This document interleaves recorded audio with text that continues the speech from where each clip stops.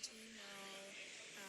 It's noon, so I know you're still sleeping, but I just really needed to tell you something. I just don't really think this relationship can continue for much longer. Um, yeah, I'm sorry. There's nothing explicitly like wrong with you, but there's nothing explicitly great about you either. You're just kind of like weird. Um, and I just don't really feel that kind of spark. I had a really great time at the beginning before I actually like got to know you for real. And so I think my expectations were just a little bit too high, and that's really my bad.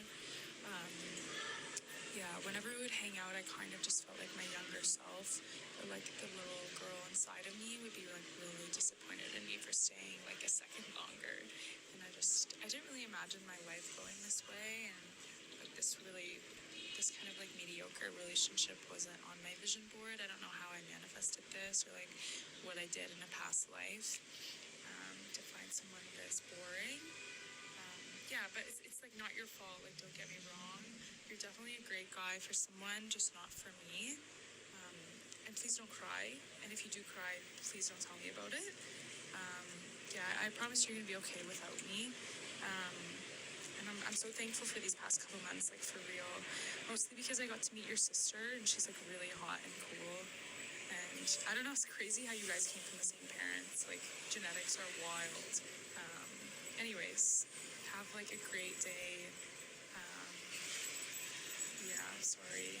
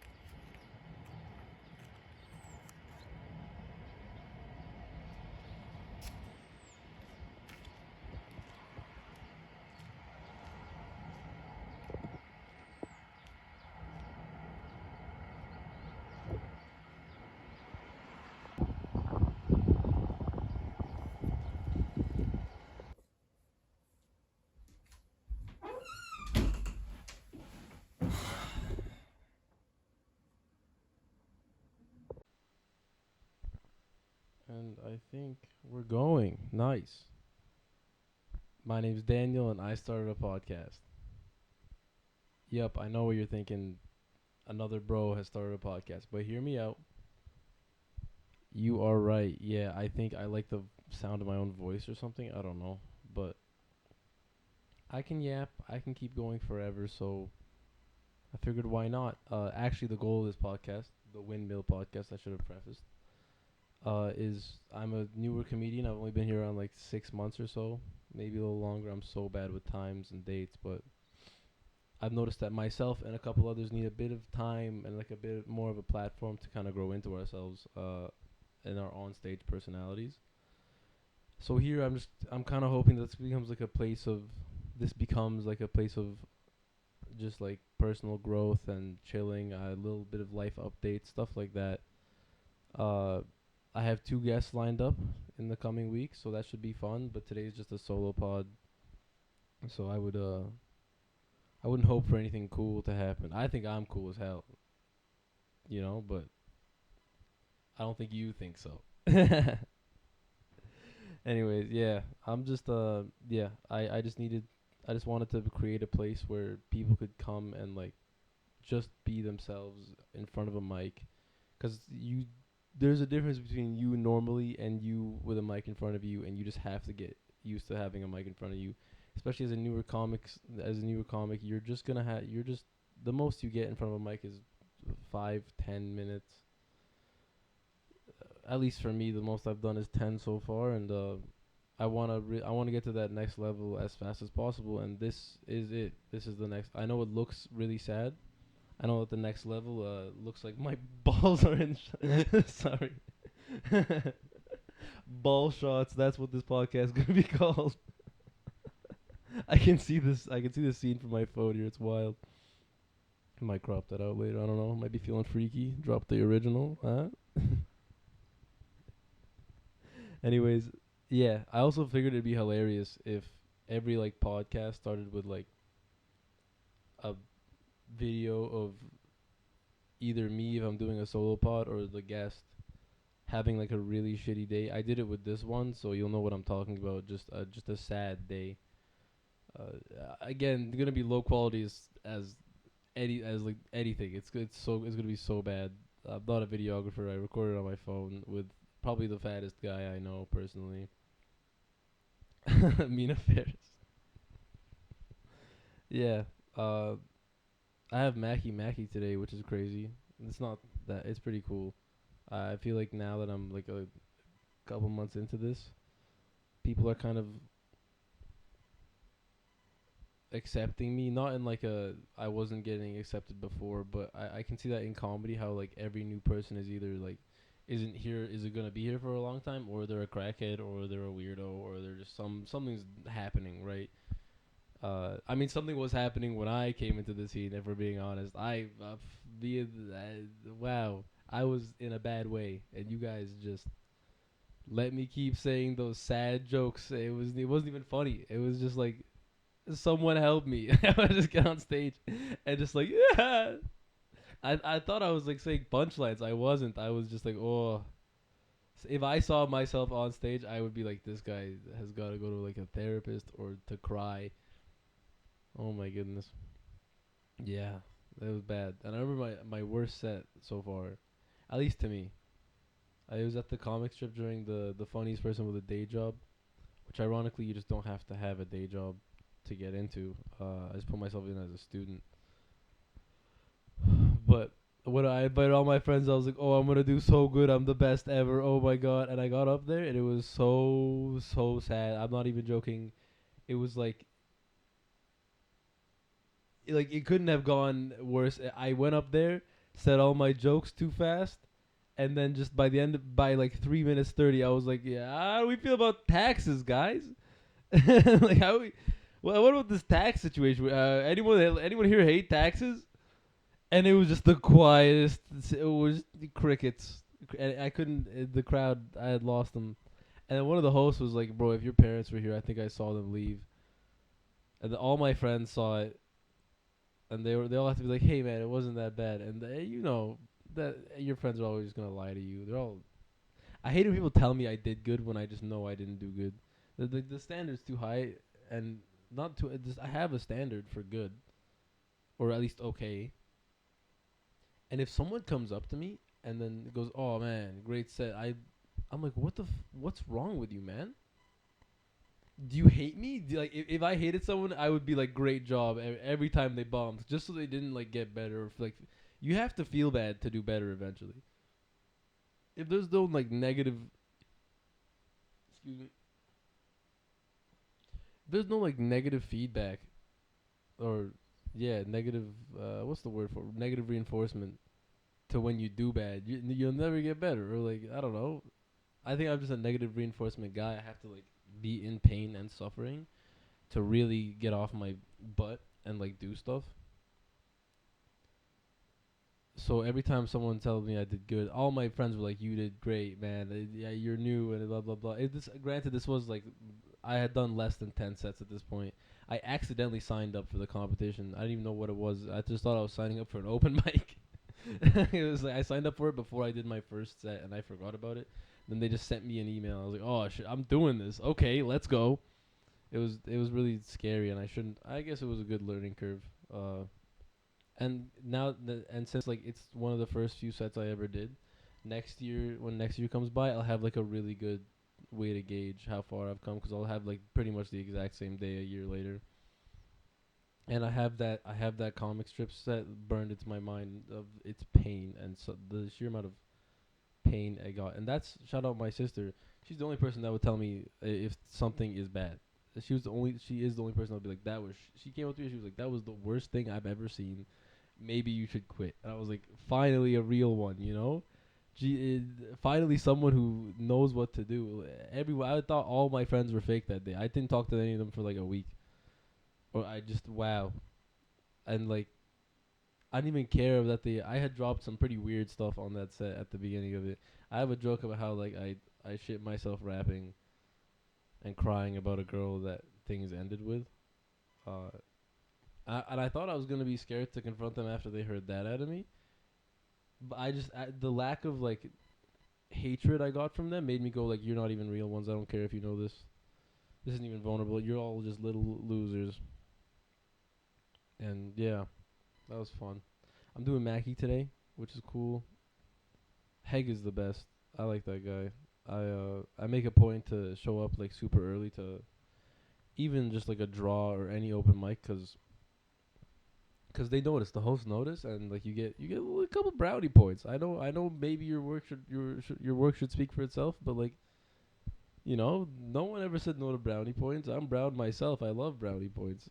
It's a terrible joke.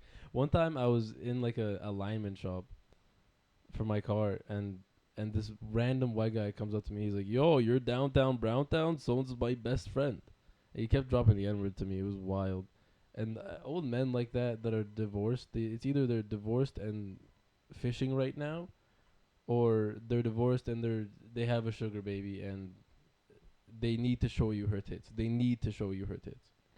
Like you're in the shop, you're in the a lobby of the shop, and you have like you're there for 2 more hours, and it's really annoying. And like you're clearly not engaged. He's like, "Do you want to see her tits?" And you're like, "No," but he already has them out. Like he, like it's not really a question. It's more of like a prompt because his hands already turning the phone with her tits on the phone. You just go like, hey, I'm not gonna say thank you. Like I don't want these unsolicited tit pictures. Like it's weird. Like if he asked her, she probably wouldn't want me to see her. I'm a little Arab brown guy. I probably not her type. She probably likes the fatter, richer white men because that's what he was. So if she isn't that wild that like she just that guy's just going around with a picture of his girl's tits. He's like, "Hey, you want to see these?" I guess it's kind of broy and it's in a way cute. I guess bear with me here, cause he's so happy about them. He like wants to show the world that he has it. It's like a little kid with his new toy. He's like, "Oh my god, I got like my new Superman costume. Oh my god, look at these nice ass tits." That's what I think like Albertan men are in general. They're all 12 years old in the head. you know, they're all like, "Oh my god," they go from toys to tits. That's it. It's from school to work and then toys to tits. That's the only things that change in their life. Otherwise, yeah, milk to beer, toys to tits, school to work, and I mean not much school either. They all drop out like as ASAP. I don't know what fuckers that have dropped out of school so early to the point where it's like you definitely don't know where Asia is. You just have no idea. And which for them it doesn't matter because he's never going to that gay ass continent. What the hell? Alberta, Alberta's everything, boy. Yeah, that's wild. I like also another weird people from Newfoundland. I can't believe those guys exist. I have a bit about it where I just go where just they speak so fucking weird. I have a swearing problem by the way. I've been working on it, but I'm not working that hard on it. I've been working on it for 2 years now. And it sucks cuz swearing is so fun. And that's just the problem with it. Swearing is so fun and there's no replacement for these words. You can't be like flub, frack. Anyone who says frick or frack is just the biggest loser. See, like you were growing up and everyone said go 100% or go 0%. Never do anything 50-50. And then this loser grows up and ends up saying frick or like golly gee, and it's just weird to me. When I hear frick, I cringe. I cringe when I hear frick out of anyone more than when I cringe when like a weird white guy says the N word unprompted. I couldn't care less if that guy is saying the N word. Don't say. I put frick above the N word in like no in on the no list. Frick is all the way. I'm saying it a lot actually. So I'm saying I'm worse. I'm worse than the guys who say the N word.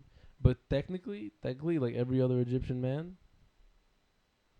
I'm North African, baby. I can say the N word. No, I actually swear I quit saying the N word in grade 7 because my mom's no my friend's Eritrean mom or my Eritrean friend's no he's not Eritrean yeah my friend's Eritrean mom. Just I almost accidentally said it in front of her one time, and I knew she could tell that I was about to say it by accident, and we had this like for a month it was awkward. For a month she just was like, so what are you doing, big guy, today? And I'd be like, not saying the N word, ma'am. Ever since then, I've been too scared to drop it again, unless and with all due respect, sometimes it slips out when I'm listening to Jay Z. And that happens with you guys too. You're in the car alone, and these Jay Z makes you feel like such a pimp and black guy, and it slips out by and you know, and it's by accident. You're just like this song's too heat. I have to say I have to say the N word right now. I have to say the N word right now.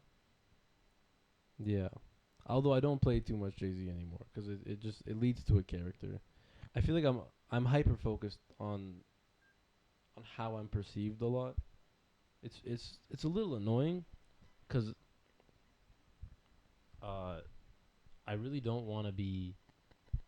I want to be perceived as Daniel. I don't want to be put in a box. But I'm always putting myself in a box. It's this weird thing where uh I feel like a lot of the time I'm just perceived as just like an Arab man, which is probably not the case because I'm 130 pounds. They probably just see me as a kid or not, whose day is just like the occasional bystander. But yeah, I have this weird thing where I'm always hyper focused on people's impressions of me, and not in like a oh they hate me kind of way, and like a I really just need to know what they see when they look at me. Like, are they seeing like a hyper generic Arab guy? Because that comes out. Sometimes I'm wearing a wife beater in my 2-door BMW. It's not a flex, by the way. It's such a shitty car. Swear. Uh, and I'm blasting Arab music in my wife beater. I used to have my hair slicked back, before that I had a buzz cut. So there's like no redemption to that guy. Like there's no this guy is I get rid off. So that's why I kind of grew my hair out and like started dressing more normal. I guess I do wear the wife beater a lot still, and I that's just a part of the culture, baby. Although in my community, I get called. I be getting low key slut shamed. A guy walked up to me one time and was like, "Your chest hair is making me uncomfortable," and it was like a guy. Nothing like. Listen, if another man's chest hair is making you uncomfortable, you're gay, big guy. Like you're. Hey, I don't have a problem with it. You're okay. I have a problem with closeted gay guys. I don't have a problem with gay guys. The ones in the closet scare me, and they should be harassed. Like I don't know. Like because repression is bad. You have to be able to release your emotions. So if you're always thinking about just huge dongs, It's dangerous, man. It's like a nuclear reactor with that's like melting down. It's like a dicular reactor. It's scary. That stuff's yeah. I know one. I know a closeted gay man. I'm looking at you. You might be watching this pod. I know, and you know who you are, and I love you, man. You're okay.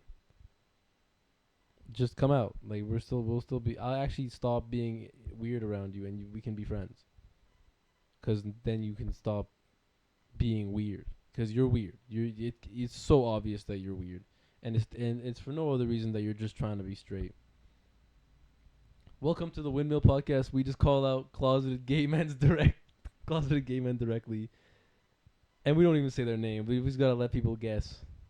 Oh man, I hope no one from my church listens to this pod. This is weird. This is super weird. I mean, I've overcome the initial scared of embarrassment situation, but people are gonna walk up to me next this Sunday. They're gonna be like, "What was that?" And I'm gonna be like, "Hey, what are you talking about? I'm podcasting here. It's the Windmill podcast. It's great. Actually, you know why I named it the Windmill podcast? I'm gonna go on a little rant here. Uh, excuse me. I had to burp a little bit. There's an old book called Don Quixote. All right, this is gonna be a bit of a story, guys. Lock in. And this old man, I'm gonna shorten it actually. This old man, medieval times, he keeps reading books about knights and their adventures, and eventually he convinces himself he's a knight from God. He's a warrior knight from God, and he has to go on an adventure to prove himself to uh, earn a princess's hand in marriage. Except the princess is like just like a peasant in a field, and his horse is a mule, and his great armor is garbage. And he's delusional. He goes around, he imagines things, and the scene everyone knows from this book is him with his weak ass lance swear, and his weak ass horse swear.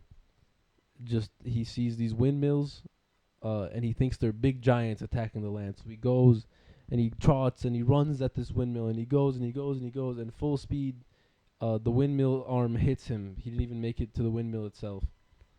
And I don't know why that resonated. This is the character. I'm halfway through the book, but the character just resonates with me so much. I'm always chase your windmills, man. Even if everyone looks at you like crazy, because at the end of the day, Don Quixote, this knight who's brain damaged, delusional, he's living a better life than this guy is. So happy fighting these battles, so happy chasing these windmills. Even if he's losing in his delusions, he's literally in his delusions. He's getting beat up.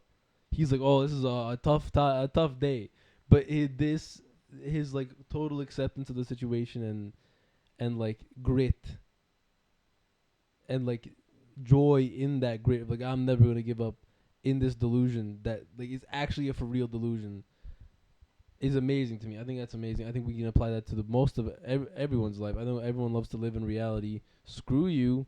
I'm chasing windmills, baby. And that's why I'm calling it the Windmill podcast. It's just what's wrong with the pipe dream? What's wrong with going this is it. I don't care if you don't agree with you don't see what I see. I'm seeing this. And then we get into like the conversation of like what even is reality, cuz reality and what we perceive as reality is just a bunch of our assumptions our brain is making. What we see is just like we collect information, yeah, sure, but our brain just makes assumptions on the rest of it. Like it's just we're basically just our brain fills in the lines for us so we don't like go crazy. So we decide we're literally reality is kind of a loose term now to me at least. We don't even know what we're seeing. Math is one big assumption. Everything is what color is it's all just one big assumption. That's what reality is to us, and we're just some people are so like no everything is the way it is. No, I get to decide. I get to decide what's real and what's fake. Okay, and granted, it does lead to disappointment. I just figured out I wasn't gonna be a wizard last year. It was really annoying. But yeah, I'm choosing for this to be my reality because it's just as valid as yours, right? Even if there's no reasoning to anything I do, my reality makes just as much sense as yours. And just cuz you don't get it doesn't mean it's not real, right? I know that sounds like a yo, screw you dad. Like no. It does kind of sound like that. I just don't think like the other guys. I'm just quirky and different. Like no, I'm not. I'm a normal. I hope I'm a normal guy. I swear. But yeah, I refuse to accept reality for what it is, and that's something I love about myself. It's something I refuse to change, and it's tough. Like you sometimes you have to make a decision about who you're gonna be, and a lot of things will hold you back from that, right? Like I love that I'm a trusting person. I love that. I will trust a lot of people. I love that I was. And I'm working my way towards that, back towards what I was, because I lost it. I got scammed a bunch. I got hurt, and then you become a mistrusting person. I'm like hyper paranoid nowadays, which is wild. Even like the littlest thing. I asked someone to put my name in a draw for an open mic yesterday, and they said they'll do it. And I, no reason to not trust this guy. He's a great guy. But in the back of my head, I was like, what if he didn't put it in because blah blah blah blah blah. I hate that about I hate that I'm like a paranoid schizophrenic all the time. I hate that I'm like assuming the worst. I hate that I think there's like a conspiracy people are have against me when no one's ever thinking about me. I'm just like I'm in the corner of the room usually hanging out with maybe one person who's probably gonna walk away soon. Like it's stuff like I'm not a person of interest. So why would anyone ever want to sabotage me? But in my mind, you're all trying to sabotage me. I'm the best to ever do it, and that's a problem I have. So I am working on like being a more trusting person. Where like sometimes I'll just if I'm approached with a situation to trust someone, I'll blindly close my eyes because this is my I don't care if I get scammed. Well, I do care, but like I have applied minor thinking processes to my actions as of late. But I love that back in the day I used to just be able to blindly trust. I used to be able to close my eyes and be like, let's go for a ride, baby. And I want to go back to that. The excitement was amazing, and the relationships you can build off of just that initial, just like that lower, truer, deeper trust you can give people is amazing, right? And like it's not just like a trust with like financial stuff or physical things. It's like I trust you enough to show you the realest version of myself, right? And that's a problem I'm having on stage right now where I'm finding I'm just like a scared little boy, and I like hide in myself, and what I release is like a more egotistical piece of garbage. And this is like past month or so it came up. I don't know why. So I know it's weird that I've been here for not that long and I'm plateauing, which is hurting my ego a little bit. But I want to be more vulnerable. I want to be able to, metaphorically have my arms open to the crowd and just trust that they'll take me. I learned that. Shout out Nick Von Dubcast. I think it was Elisa Snyder was on his. What the clown woman? There's a clown woman on his podcast. They talked about the idea of like having your arms open and you're just like taking the crowd in, not like physically, but like you know, you're open to the world. And a part of that is trusting in not only yourself but the process and in the crowd. Like I have to trust the crowd to accept me. I can't be scared of them. I have to get up there and I have to be at home. And that's why I feel like a lot of people say you can't. I say this a lot. I can't care when I get on stage, but I feel like it's just it's what makes you care is that you don't trust the crowd. If you don't care, it's like whatever happens happens, and you're not needy to the you're not needy. You don't need the crowd. Yeah, I feel like it's a weird manipulation thing where like if you're needy to the crowd, they'll know and dislike you. And I've been there. I've had times where I was like open and I felt amazing during my set, and it didn't even I didn't even feel like I was performing. I was just like fluid. I was dynamic. I was open, and I want to have that be a consistent thing in my life.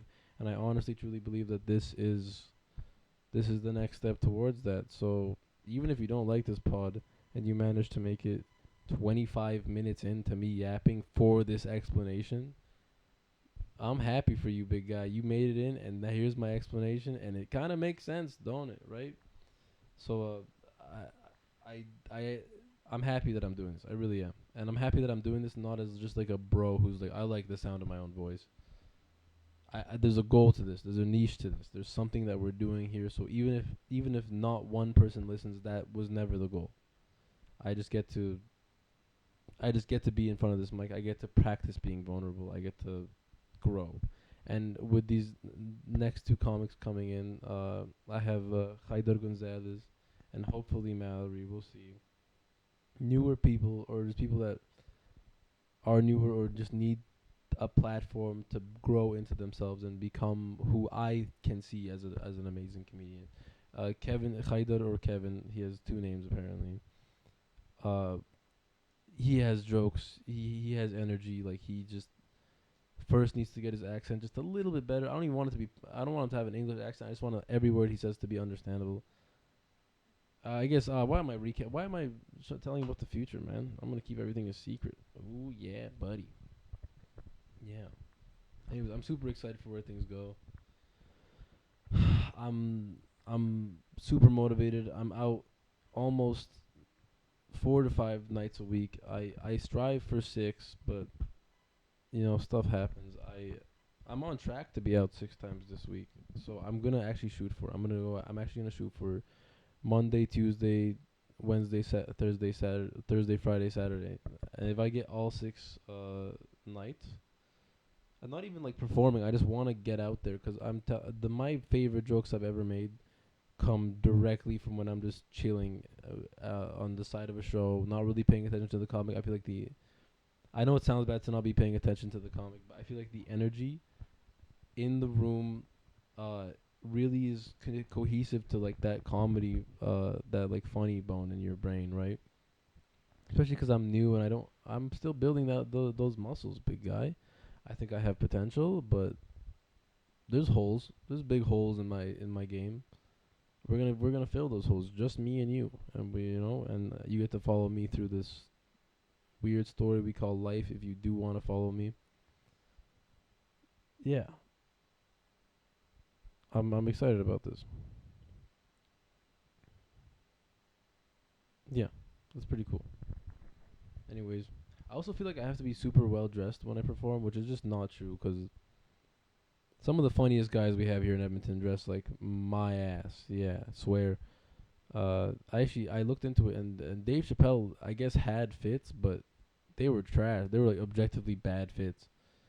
Black men don't look good in like denim coveralls, or overalls. It's not a good look for anyone really. I don't think anyone looks good in denim overalls, especially women. I don't know when you guys started putting that stuff on. Denim, I hate denim to begin with. Like, denim jeans are gross. Denim skirts are, I think, the most disgusting thing I've ever seen personally. They don't look good. And I guess, yeah, dress for yourself, have fun. I'm allowed to have my opinion. That's That's a trash fit. Those are dog fits. And I've been known to have a dog fit every once in a while, so I'm not gonna hate too hard, but denim overalls is what are we, hillbillies? Like, it doesn't look good on anyone, especially Dave Chappelle. That guy looks bad in those. It doesn't just not look good. It looks bad. He did a whole special. He did a whole hour in those, and he killed. That was an amazing hour. I mean, it's not fair because it is Dave Chappelle, but like, I think I'm gonna have to separate. Uh, I want to break myself down to the what's only important in comedy, and that's just what you say and who you are and how you speak. Obviously, like, you have to be like basically presentable, but I'm gonna start moving on into like a phase where I kind of want to dress super bland, so that like no like that you cannot make an assumption about me unless it's about like my skin or my hair or my huge nose, which is my favorite part of me for some reason. You guys ever think about like what favorite part of your body, like what's your favorite part of your body? Why did I ask a question to an empty camera? Think to yourselves at home. This is homework, I guess. And I literally in my mind, it's like it's my hair and my nose at this point. I love my huge crooked nose. I think it's hilarious. I think if someone hates me, that's all they look at, and it just pisses them off more. I love things about me that would piss someone off more. Like, my hair it's basically TikTok hair. So if I'm pissing someone off, and this little TikTok hair kid keeps talking, keeps talking smack to this guy, avoided a swear there. Let's go. The hair just makes it worse, right?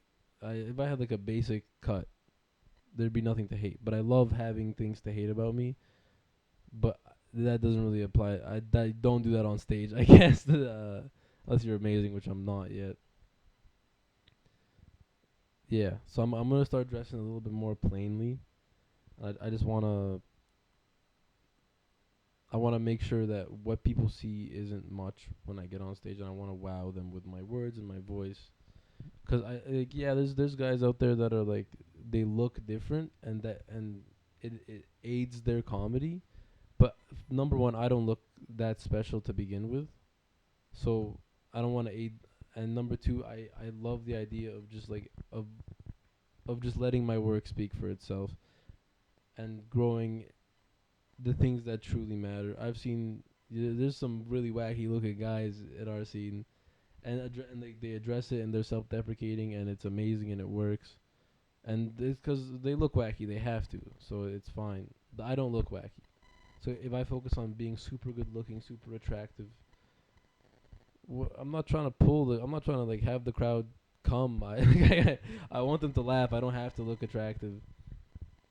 I noticed that about myself a while ago, where I felt like I needed to look good to perform well, which is minorly true, because a more attractive person you will pay more attention to. But there's no need. I get murdered. I'll get on stage, and then the next guy who looks like there's always a fat white guy to do better than me right after me, right? So it clearly it's not about the looks, to be honest. Looks help, so I'm not gonna make myself look bad, but I'm definitely not gonna be wearing like a nice polo or just like a shirt and pants. Like that's the goal. Don't want to draw any eyes. Yeah, I've also had been focusing on the idea that I don't get on stage with enough energy. That's just the hard truth of it. I get up there and like I feel like I'm just spitballing. I'm not.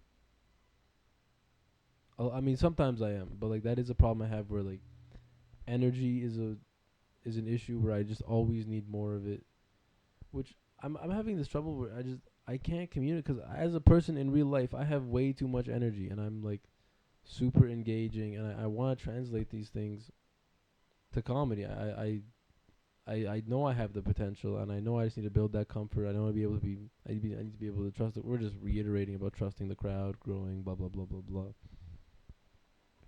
Fun stuff, yeah. And I feel like if you're able to yap at nobody for an hour, 5 minutes to anyone is pretty easy. Like it cannot be hard. It's amazing. Oh, I've also been thinking about this joke. Uh, yeah, Trump got shot in the ear, blah blah blah. Is anyone talking about the guy behind him?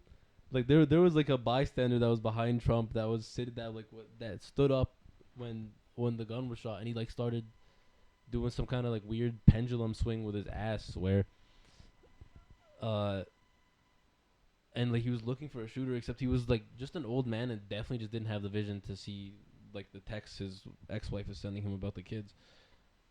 I think that's like the most patriotic thing I've seen in my life, because he was like, I definitely can't do this and I should probably get out of the way. But he stood up and was like, I'm gonna look for this goddamn fight, this shooter. I'm gonna look hard. And oh my, if you guys seen like the the lack of organization and quality of his security guards. I don't know if it was Secret Service, but whoever was guarding him was I don't know. They were built out of Play-Doh mentally and physically. They were not looking good. Like if my dad was up there defending the president, which he definitely would be, by the way, it would look a lot like that. It would it'd be like a person kind of lost. Be like, I don't know where I'm going. It's okay. Like we'll just fumble around, hug the president. Imagine how like crazy. Imagine just he's not the president. Hug the presidential candidate, ex-president, just hugging Donald Trump for safety. Oof, that's a wet dream for a lot of you guys. That's a wet dream for probably probably heir apparent, probably a lot of just older people, especially you white guys. Imagine you're like, oh, Trump, get down. I gotta cuddle you for safety. Oh my goodness. And that thing that he was doing after he got shot, he was like shaking his arm around, chanting and going. I'm not a political person. He kind of won me over with that one. I don't give a damn. I think honestly politics is a sham. You don't have a say, especially in America, even in Canada too, where it's who cares who you're voting for if that person answers to lobbyists for their whole term, right? Right. It's a. It doesn't mean anything. And then like the government gives you like $80, and they're like, you should be happy with it. Like no, I I. Oh, I'm getting a call. Shoot, sorry guys. Remember to put your phone on do not disturb. Yeah. So let me pause the pod. Okay. All right. To you guys, that was like a second, so that's okay. I love being able to pause the recording from my phone. I don't have to get up. There's no awkward pauses or anything. I can edit the video anyway, so it doesn't matter. But sorry about that. I was just getting a ride. We're figuring out my ride for tonight to Mackie because some idiot put the Lucas feel like upper head injector cleaner in his oil because he thought it was the oil stabilizer. But I didn't buy the Lucas injector cleaner. So I think my dad bought it and then put it where I put my oil stabilizer. Just I swear this guy's messing with me sometimes. We are one unorganized family, but yeah, some dumbass swear put random garbage in his oil so he can't drive his car until he buys oil, and he's just far too lazy to get up in the morning. So I've just been stealing whoever's car is in front of the house. Those they just leave the house sometimes. They're like, "Where's my car?" And I have no idea where it went. I don't know. Maybe someone stole it for 3 hours. Weird. Yeah.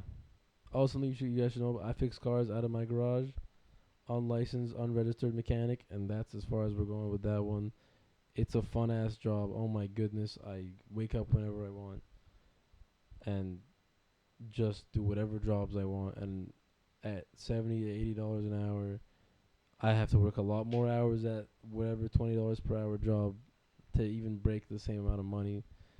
So I'm happy with the way I make money. I'm also a CS student. I be coding and stuff. I just avoided another swear. High five, guys. We're chilling. Oof, might be. I mean, this isn't really a big project, but there might be a website for the windmill. I don't know what I'd put. Just the problem with I don't know if there's much to put. It'd be like a paragraph and that's it. So probably not. But I think it's a. I think honestly, all comics should have some kind of development experience. We could all maybe have smooth over some of these poorly organized open mics with just like a poorly put together randomizer or something. I don't know, just like anything. How are we still on pen and paper, guys? Like it's weird to me, but whatever. I'm so excited. I've been booked at 2 different spots so far in my career, like proper no 3. I've been properly like booked. Not probably. I'm not getting paid, but at least I get to show up and not do the draw. And I feel like such a pimp when that I'm like, yeah. Someone will be like, "Oh, are you doing draw?" I'll be like, "Nah, I'm just up." Yeah, they called me for this. Yeah, I can have it like that. Yeah, I mean, maybe if you were up like I was, even though I'm just like I've been here 6 months and I just asked very nicely and I just almost cried when they said no. Uh, emotionally abusing hosts is a life goal of mine. I think at some point I'm just gonna start sending needy texts to these guys, be like, "Hey, had fun last night. You know, we should do it again sometime." And then if they don't respond to me, I'll be like, "Well, if you don't like me back, that's okay. Like I didn't even whore. Like I think that'd be a blast. I think that'd be a very fun thing to do. Still building my comfort for it with everyone, so we won't be doing that so much. We'll be doing it tomorrow morning after Mackie. We'll see. We'll see how freaky we get. On one of my grindstone sets, I did this thing where I didn't read the crowd at all. This is a problem I have. I also have. I don't look at. I'm not reading the crowd. I'm not reading the room. I looked at the crowd, didn't see that they were all white people, and went, I might say the N word today. Might be getting freaky. Might say the N word today, and like that was a blast. It was funny to me as soon as I realized this is just white people in this crowd and no one's gonna laugh. It's not even that funny of a joke. I thought it'd be a good opener just to like get people loose, but that was the wrong thing to say to get white people loose. I should have been like, might put on a Taylor Swift T-shirt today. I don't know. Like Might start playing Taylor's version, guys. Oh yeah. By the way, this Taylor Swift thing's getting out of hand. We gotta end her career, and we can. Just so you guys know, we can end anyone's career. Everyone has bad things from when their career started. You just gotta take a second to look. All right. So we just gotta get a couple dedicated losers to find out that she like I don't know. I don't think you can cancel women as easily as men. To be honest, it's hard. Like the only thing they can do is say the N word and that's it. You know, like even for the rapey stuff, women don't. Remember Cardi B? She used to drug. She used to like drug guys and rob them. Like she would like go to guys' houses under the premise that they like mess around and get freaky and do sexual stuff. Then she would drug them and rob them, and like that was like not even that. No one was mad at that. They were like, "You go, queen." Like, if any guy did that, it was wild. It would be wild. They get canceled. So I feel like it'd be hard to cancel Taylor Swift because there's nothing she can say besides the N word. We can fake it though. That's okay. We're not gonna fake it. I hope not. I hope no one fakes Taylor saying the N word. I hope everyone fakes Taylor. I don't know why I changed my mind on that. I don't like Taylor. I think she's evil. I think she's had beef with Kanye, and that makes me hate her. I think Kanye is the best to ever do it. I am unfortunately a Kanye dick rider swear.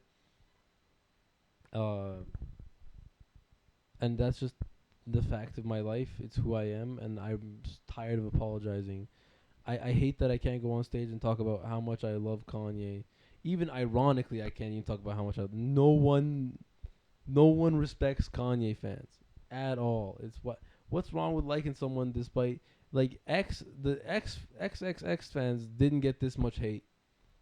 Like honestly, in my opinion, like in the world, okay, who's the most like persecuted people? It goes like uh right now probably Palestinians right here, and then Kanye fans like at least double as high as them. No one, at least people are like feel bad about the Palestinians. No one feels bad about my goat, about me be sitting here watching my goat fall down all the time. You know, not not GOAT. That's my dogs. Kanye's the goat. Even he could do so much, and it's still okay to me. And honestly, when he did the Jew stuff, I was a little bit irked. I was like, "Oh man, that's not nice. Don't do that to the." Then Israel started doing its thing, and I was like, he basically Kanye predicted Israel Palestine. Like he started hating on them before like. Isn't that crazy? Like if he did it like a couple months later, if he started hating on Jews a couple months later, everyone would have been like, "That's great." But that's the thing about Kanye. He does everything a little bit too early. We don't get it, and then later on we go, "Wow, that was amazing." All right. Kanye's always too ahead of his time. He literally predicted Israel Palestine, started hating on the Jews, which is an opinion which is great. All right. He's on Palestine's side. So I don't see why everyone hates him. He seems like a very forward thinking man. Like actually like forward, like he's thinking forward. He's time traveling. Like he's thinking in the future and he's predicting correctly every single time cuz that's again the GOAT Kanye West. Screw you, Kim. Let him talk to his kids. Yeah. That's embarrassing. I might actually cut that out. For the same sheer purpose that no one respects Kanye fans. Like literally Palestinians, Kanye fans. Hope no one. I have a joke like that too, where I go like, I get a lot of judgment when I leave the house in a wife beater. Like I can kind of relate to people of the LGBTQ when they get, you know, the looks, the dirty looks and stuff like that. And personally, in my opinion, I can 100% attest to the fact that I've experienced every every rate every excuse me, I've experienced every dirty look. More so, I think honestly, men and wife beaters are up here on like the dirty looks and like judgment scale, and like transsexuals are down here. Oh my goodness, I shouldn't say that, but whatever. Transsexuals are down here. They don't get nearly as many dirty looks. At least some people are like, oh, that she's beautiful on the inside and she's who she wants to be, or he, depending on who they want to be. But no one ever looks like at an Arab guy in a white beater and goes, you know what? He's being himself. He's learning and growing. and that's who he wants to be, and he's beautiful on the end. No, why not? Hmm? Why is it that you have to you something has to happen to you, right? And like transsexual and a wife beater, again, less judgment than me and a wife beater, because I get boxed into this character. They assume, oh, he's definitely beating his wife. He drives a Beamer, and I understand. Like I do drive. I'm not beating my wife. Speaking about beating your wife, uh, th- it's weird that women try to find out, like they try to gauge if a man's gonna beat his wife later on, cause he doesn't even know. You know what I mean? Like no kid was watching their mom get beat and was like, I'm gonna do this to my wife when I grow up. No, it's more of a surprise attack on you and him. Like he's you know, he doesn't know what's coming. He's like, I'm gonna respect my wife when I grow up, and I'm never gonna touch her. That's what he said to himself as a kid. And then like 25 years later, he has a Ram 1500. He drinks so much beer. He's in a wife beater, and he's beating his wife. And that, as far as I'm concerned, I think also it's a product of the fact that why did we name it wife beater? It's weird. Like Red Bull wasn't like they didn't name it like wife beating juice. Like it was they named it an energy drink called Red Bull, and then people started beating their wives when they drink it. Like that sounds a lot more nice. Like no one would ever buy Red Bull, and everyone would be judging Red Bull people more if they was called wife beating juice. And that's, in my personal opinion, why wife beaters get more hate than actual minorities. I think if you really white people out there, if you really want to see what real judgment is, worse than the blacks, put on a wife beater and drive a BMW and just walk around, cause that's what real judgment is, and that's how it works. You're no one's gonna hire you. You're gonna go into wherever you apply, and they're gonna be like, oh, we're not hiring right now, but you know why? Cause you look different, and you're just not the same as the rest of them, okay? And there's this elitist clothing structure where certain pieces of fabric are deemed of higher class and value than others. And that's why wearing a wife beater is worse than than being black or transsexual. This is what happens 15 minutes in. I've been yapping and I'm losing it. I hope no one actually makes it to the end. If you did make it, we should play a little game. If you did make it to the end, wink at me when I see you next time. Cause don't wink. That's weird. Don't wink at me. I'm gonna punch you in the mouth. Don't wink at me. We're gonna have a problem. Just bring it up. Be like, hey, I made it to the end, and I'll be like, why? Why? And I guess this is the intro, the exit. We made it. We made it almost 50 minutes. I'm actually proud of myself for making it this far. You don't know this, but I did like 14 30-second attempts before I did this, and just kind of shot it on this one. And I'm amazed actually. I'm really happy that I was able to do that. Hopefully it was good, but again, that doesn't super matter. I'm just here to be vulnerable and honest. Maybe try out jokes. Uh, the only concern for this pod so far is that this scene might be too intimate, because when I have a guest, we'll literally just be like this. It'll be like two people super close, and I don't know if that's gonna be uncomfortable for some people. I kind of love the intimacy of it all, but I mean, we could always do like the 6 feet apart because we're not a gay situation. Just like you know, I like it. I think it's cool, and for a solo pod, this is pretty much perfect. I feel like I look huge on this couch. I look like a tall guy. I think from now on, I'm just gonna be like, everything I post is gonna make me look super tall. Cause I am super tall. I'm 6'3", and you can't see otherwise. I'm 6'3". All right. I mean, no one's gonna know because we're 50 minutes into a one-man podcast. I don't think a lot of people actually listen to those, but I'm happy. I'm happy here. I'm actually so sad. I've spent the last like minute and a half just being proud of myself, but I am. I'm so proud of myself. I think this is super cool. There's a lot of people that I look up to in the scene, and I'm excited to maybe having them on the pod one day. I think that'd be super cool. I think I think that would help me grow. Maybe we bring on new people who need help growing to older people who have a lot more experience, and they can like impart wisdom on me, and I can impart wisdom back on the new guys when I'm bringing. We could be like I could be a little middleman. I think that would be very good for my knowledge of the game, my ability to grow. I have to go get ready for a show soon enough, but yeah, I think this is super cool. I hope you guys enjoyed the little video at the beginning. Hope you enjoyed everything. I've been Daniel McHale. Thank you so much, guys. Have a good night.